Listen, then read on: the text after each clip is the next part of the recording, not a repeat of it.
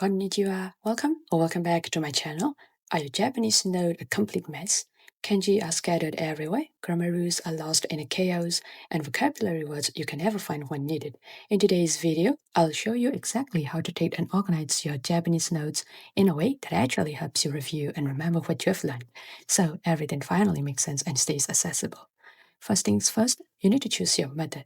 The traditional paper method. I recommend getting at least 2 notebooks or a large binder with dividers. Handwritten notes help with memory retention and are great for learners who like visual structure and creative layouts. Digital notes are easier to organize, search through, and edit, perfect if you're always on the go or switching devices. Hybrid method. This is what I personally use. Handwritten notes for kanji and credits, and digital tools for organization and review. Best of both worlds. Whatever you choose, consistency is key.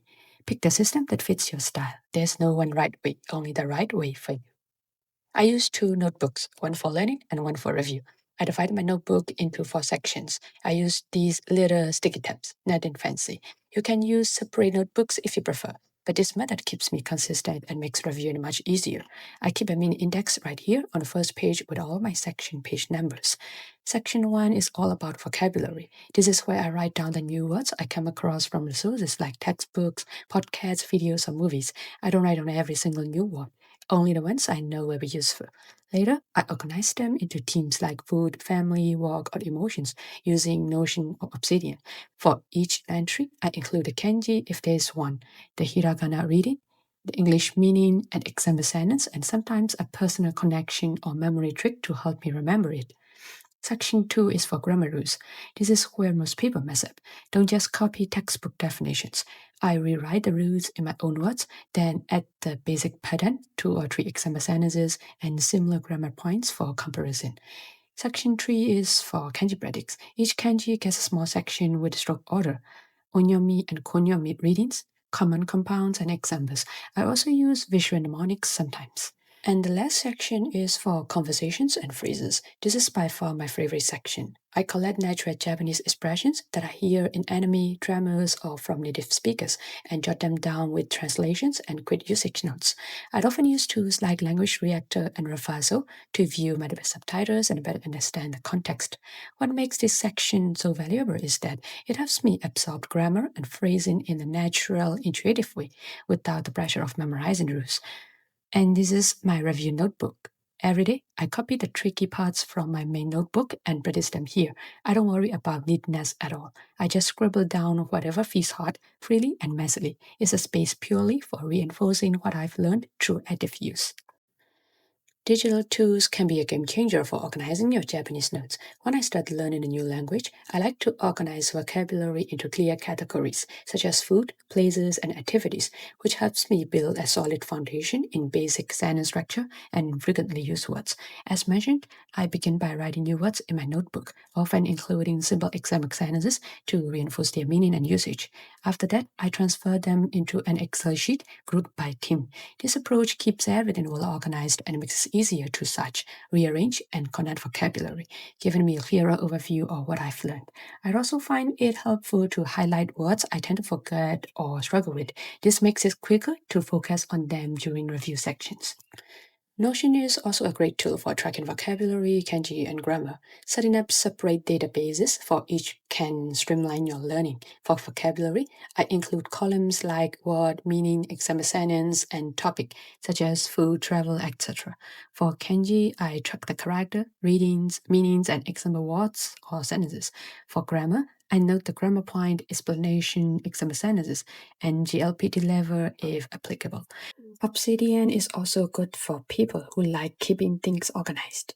These apps let you link your notes together like a web, so you can easily see how grammar, vocabulary, and example sentences connect. By using double brackets, you can quickly link a word to a grammar point, a kanji to its parts, or a sentence to its cultural meaning. The graph view helps you visualize how everything is connected and shows you which topics you need to review more. The same goes for note-taking apps. Notes that you organize notes into folders or notebooks so you can keep everything tidy by topic or even by language. You can use any note-taking apps you prefer, like Notability, GoodNotes for iPad, or Samsung Notes, NoteShelf, whatever. Create different folders for vocab, grammar, or writing. I enjoy using these apps for both reviewing and reading. One tip I love is using split screen mode. I keep my grammar or vocabulary notes open on one side while handwriting braided sentences on the other, or I display grammar explanations alongside video lessons to take notes in real time. For reading practice, I highlight unfamiliar words and write their meanings or translations beside or below the text, not directly above, so I can focus more while reviewing. This layout helps reinforce new words and grammar points more effectively, making your study sessions smoother and more interactive. No matter which tool you use, don't forget to use text for quick searching, set up templates for consistent formatting, and don't forget to back up your notes regularly. Use color coding and highlighting, like blue for hiragana, black for kanji, and red for grammar patterns. Don't go crazy with colors. Too many will confuse you. Leave white space. Your notes should breathe. Leave space to add corrections, additional examples, or connections you discover later. The 24-hour rule. Within 24 hours of taking notes, spend 10 minutes reviewing and improving them. Add missing details, fix messy handwriting, and make connections clearer.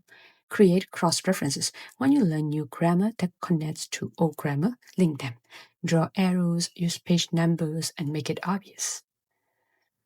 Taking notes is only half the battle. Maintaining them is where the real magic happens. Every Sunday, spend 30 minutes adding any loose notes to your main system, reviewing the most important points from the week, and planning what to focus on next week. Once a month, do a complete review. Identify patterns in your mistakes, reorganize sections that aren't working, and create summary sheets of the most important concepts. Here are some mistakes that you need to avoid. The copy paste trap. Just copy in from textbooks without processing the information. Your notes should be a conversation with the material, not a photocopy.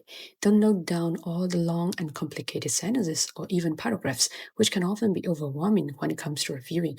Just note down keywords or sentences that you'll actually use.